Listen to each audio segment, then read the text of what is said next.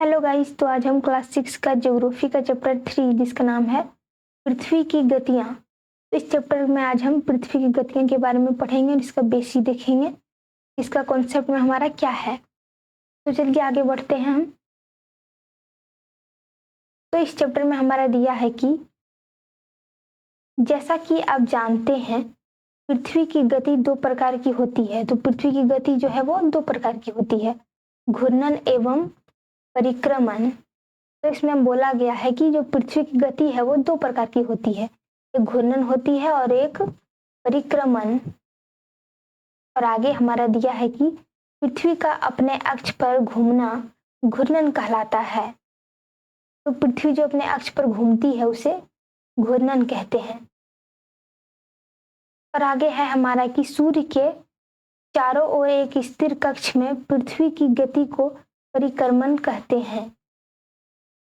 तो चारों ओर, सूर्य के चारों ओर एक स्थिर अक्ष में पृथ्वी की गति को क्या कहते हैं? परिक्रमण, परिक्रमण कहते हैं। और आगे है हमारा कि पृथ्वी का अक्ष एक काल्पनिक रेखा है। पृथ्वी का जो अक्ष है वो एक काल्पनिक रेखा है, कल्पना करके उसे बनाया गया है, वो रियल में नहीं है, जो इसके कक्षीय सतह से 66.5 का कोण बनाती है, 66.5 डिग्री का कोण बनाती है। वह जो है वो समतल जो कक्ष के द्वारा बनाया जाता है उसे कक्षीय समतल कहते हैं। तो इसमें बोला जा रहा है हमारा कि जो इसके कक्षीय सतह से 66.5 डिग्री का कोण बनाती है वह समतल जो कक्ष के द्वारा बनाया जाता है उसे क्या कहते हैं? कक्षीय समतल कहते हैं। और आगे है हमारा कि पृथ्वी सूर्य से प्रकाश प्राप्त करती है। पृथ्वी जो है वो सूर्य से प्रकाश प्राप्त करती है। पृथ्वी जो एक ग्रह है उसके पास प्रकाश नहीं है। पृथ्वी का आकार गोले के समान है। पृथ्वी का आकार जो है वो एक गोले के समान है, इसलिए एक समय में सिर्फ इसके आधे भाग पर ही सूर्य की रोशनी पड़ती है और एक समय जो होता है उसमें सूर्य के, जो पृथ्वी है उसके आधे भाग पर ही रोशनी पड़ती है। जैसे कि कभी कभी की रात होता है, कभी दिन होता है। तो सूर्य की ओर वाले भाग में दिन होता है, जो सूर्य का भाग होता है वहां दिन होता है, जबकि दूसरा भाग जो है वह सूर्य से दूर होता है, वहां जो है वो रात होती है। ग्लोब पर वह वृत्त जो दिन तथा रात को विभाजित करता है उसे प्रदीप्त वृत्त कहते हैं। तो इसमें हमारा एक क्वेश्चन है कि ग्लोब पर पॉइंट दिया हुआ है कि ग्लोब पर वह वृत्त जो दिन तथा रात को विभाजित करता है उसे प्रदीप्ति कहते हैं, प्रदीप्ति वृत्त कहते हैं। वह वृत्त जो है वो वह वृत्त अक्ष के साथ नहीं मिलता है, वो जो है वो अक्ष के साथ में नहीं मिलता है।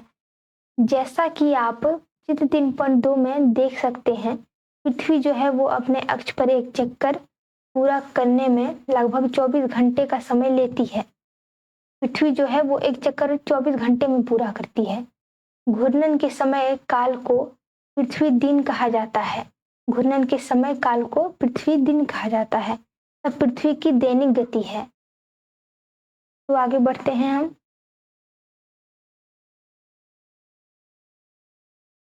तो यहाँ हमारा दिया हुआ है 3.1, जो है वो पृथ्वी के अक्ष पर झुकाव तथा कक्षीय समतल। तो यहाँ जो है पृथ्वी का कक्ष पर झुकाव हो गया है, दक्षिण ध्रुव है ये और ये उत्तरी ध्रुव है।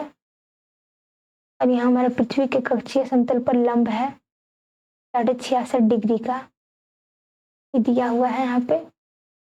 यह है पृथ्वी का कक्षीय स्थल और यह है विषुवत रेखा जो भारत को, पूरे ग्लोब को बीचों बीच से काटती है, जो पृथ्वी को। यह है हमारे घूर्णन के कारण जो है पृथ्वी पर दिन तथा रात। तो जब सूर्य यहाँ है और इधर है तो यहाँ लाइट पड़ रहा है तो इसलिए यहाँ दिन होगा, यहाँ दिन हो जाएगा, और यहाँ अंधेरा है इसलिए यहाँ रात हो जाएगा। और आगे बढ़ते हैं हम। आगे हमारा कि अगर पृथ्वी घूर्णन नहीं करे तो क्या होगा? अगर पृथ्वी घूमे नहीं तो क्या हो जाएगा? तो सूर्य के तरफ जो है तरफ वाले पृथ्वी के भाग में हमेशा दिन रहेगा। अगर पृथ्वी अगर घूर्णन नहीं करेगी, जब घूमेगी नहीं, तो क्या होगा? तो जो सूर्य है वो एक ही तरफ रहेगा तो हमेशा दिन होगा और एक तरफ हमेशा रात होगा, जिसके कारण जो है गर्मी भी बढ़ेगी। उस भाग में जो है गर्मी लगातार बढ़ेगी और दूसरे भाग में जो है वो हमेशा अंधेरा रहेगा एवं पूरे समय ठंड पड़ेगी और हमेशा ही ठंड रहेगा। इस तरह की अवस्था में जीवन संभव नहीं हो सकता और इस तरह की अवस्था में लोग जिंदा नहीं रह सकते, अपने जीवन का यापन नहीं कर सकते, संभव नहीं है जीवन। तो पृथ्वी की दूसरी गति जो सूर्य के चारों ओर कक्ष में होती है, सूर्य की जो है वो दूसरी गति जो पृथ्वी की दूसरी गति जो सूर्य के चारों ओर कक्ष में होती है, उसे परिक्रमण कहा जाता है। तो परिक्रमण क्या होता है? पृथ्वी की दूसरी गति जो सूर्य के चारों ओर कक्ष में होती है, उसे परिक्रमण कहा जाता है। तो पृथ्वी जो है वो एक वर्ष में क्या 365 दिन में सूर्य का एक चक्कर लगाती है और दिन में सूर्य का एक चक्कर लगाती है। इतने दिन में तो हम लोग जो है वो एक वर्ष में 365 दिन का मानते हैं तथा सुविधा के लिए 6 घंटे को इसमें से नहीं जोड़ते हैं। 6 घंटे को नहीं जोड़ते हैं हम, क्योंकि इजी हो जाए। यहाँ है हमारा पृथ्वी का परिक्रमण एवं ऋतुएं। तो यह है हमारा विश्व बसंत ऋतु 23 सितंबर। यह है दक्षिणी गोलार्ध में ग्रीष्म ऋतु, यह उत्तरी गोलार्ध में शीत ऋतु, यह शरद ऋतु,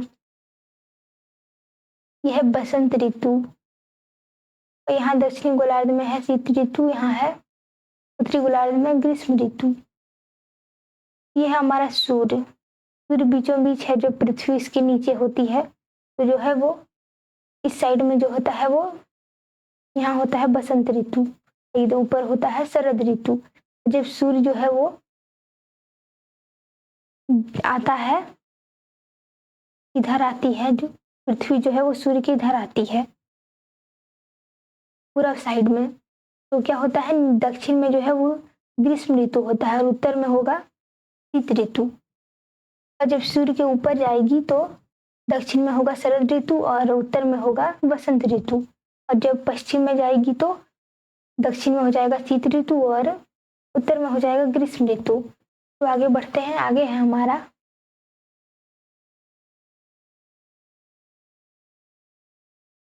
4 वर्षों में प्रत्येक वर्ष के बचे हुए 6 घंटे मिलाकर एक दिन यानी 24 घंटे के बराबर हो जाते हैं। तो 4 वर्षों में जो है वो प्रत्येक वर्ष के बचे हुए जो 6 घंटे हैं वो मिलकर जो है वो एक दिन यानी 24 घंटे के बराबर हो जाते हैं। एक दिन मिलकर 24 घंटे के बराबर हो जाते हैं।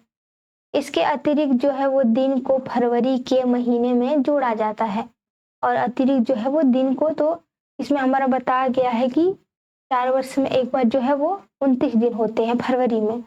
तो इस प्रकार जो है वो प्रत्येक चौथे वर्ष में जो है फरवरी माह जो है वो 28 के बदले 29 दिन का होता है। ऐसा वर्ष जो है जिसमें 366 दिन होते हैं। ऐसे कॉमन तो एक साल में जो है एक वर्ष में 365 दिन होते हैं, लेकिन जो है वो 4 वर्षों में जो है वो 6 घंटे को मिलाकर एक दिन होता है, यानी कि फरवरी में एक एक्स्ट्रा दिन होता है 29 फरवरी आता है। उसे जो है वो लीप वर्ष कहा जाता है और उसे लीप वर्ष कहते हैं। जब 4 साल में एक बार फरवरी में जो है वो 29 फरवरी आता है तो उसे लीप वर्ष कहते हैं। पता लगाइए कि अगला लीप वर्ष कब होगा। तो चित्र 3.3 से स्पष्ट है कि पृथ्वी जो है वो दीर्घवृत्ताकार पथ पर सूर्य के चारों ओर चक्कर लगाती है। तो यहाँ हमारा बताया गया है कि जो पृथ्वी है वो दीर्घवृत्ताकार पथ पर जो है वो सूर्य का चक्कर लगाती है। और आगे है हमारा कि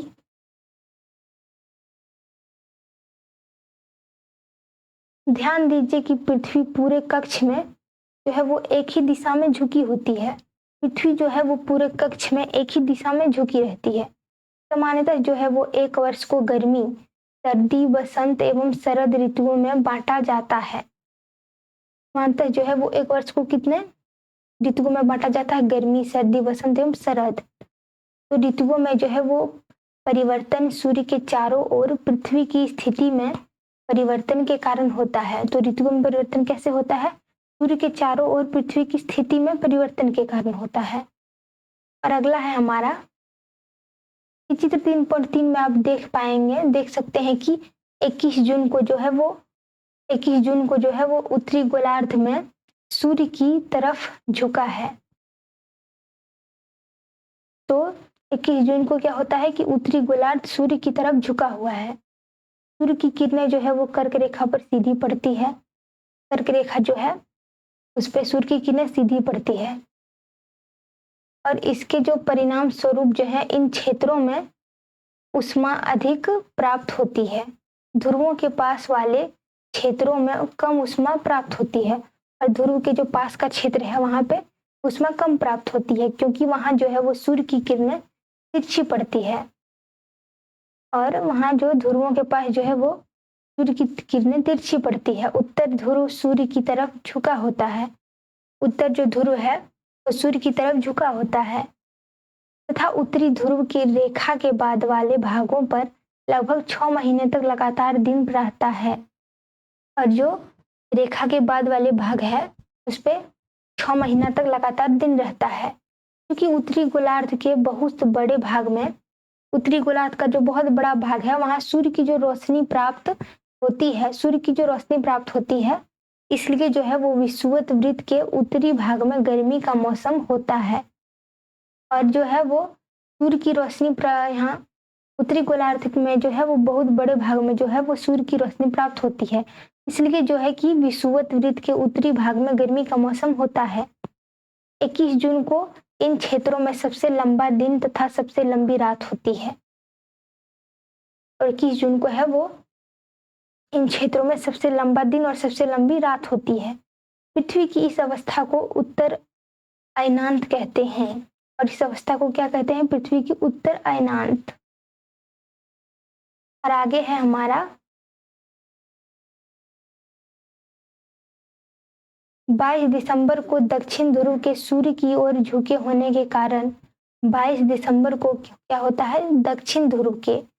दक्षिण ध्रुव के सूर्य की ओर झुके होने के कारण क्या होता है? जो मकर रेखा पर सूर्य की किरणें सीधी पड़ती है और मकर रेखा पर जो है वो 22 दिसंबर को सूर्य की किरणें सीधी पड़ती है। क्यों? क्योंकि दक्षिण ध्रुव के सूर्य की ओर झुके होने के कारण, क्योंकि सूर्य की जो किरणें है वो मकर रेखा पर लंबवत पड़ती है और उस दिन जो है वो सूर्य की किरणें मकर रेखा पर लंबवत पड़ती है, इसलिए जो है वो दक्षिण गोलार्ध के बहुत बड़े भाग में प्रकाश प्राप्त होता है और इसी वजह से जो है वो दक्षिणी गोलार्ध जो है हमारा वहाँ बहुत बड़े भाग में जो है वो प्रकाश प्राप्त होता है। इसलिए जो है वो दक्षिणी गोलार्ध में लंबे दिन तथा छोटी रातों वाली उष्म ऋतु होती है।